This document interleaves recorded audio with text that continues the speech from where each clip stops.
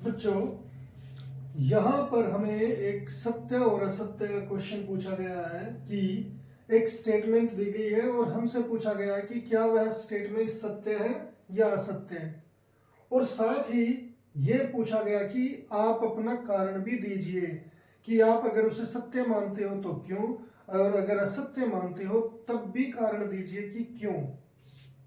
बच्चों, स्टेटमेंट है कि प्रत्येक पूर्ण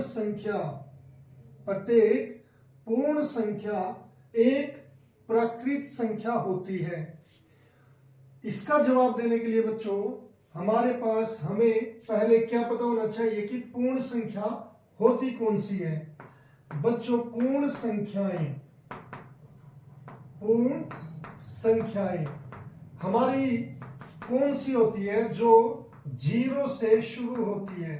0, 1, 2, 3, 4, 5, ऐसे अगर आप गिनती करते चले जाए, ये सभी हमारी पूर्ण संख्याएं होती है।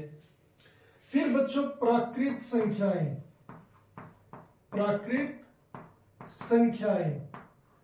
ये कौन सी होती है बच्चों?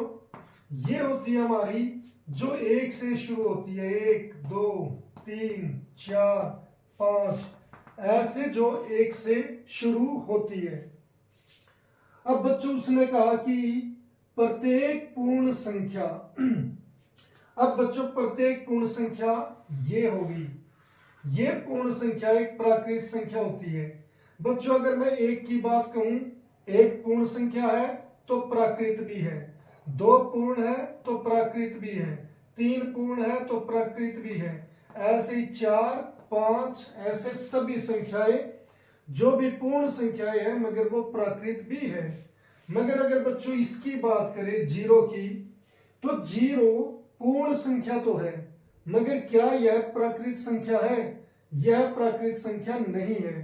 तो यहां पर बच्चों हम हल जब लिखेंगे उसमें लिखेंगे नहीं, और रीजन देंगे 0 एक पूर्ण संख्या है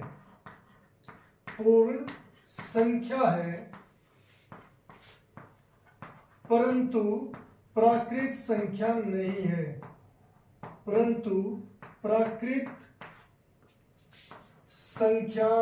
है।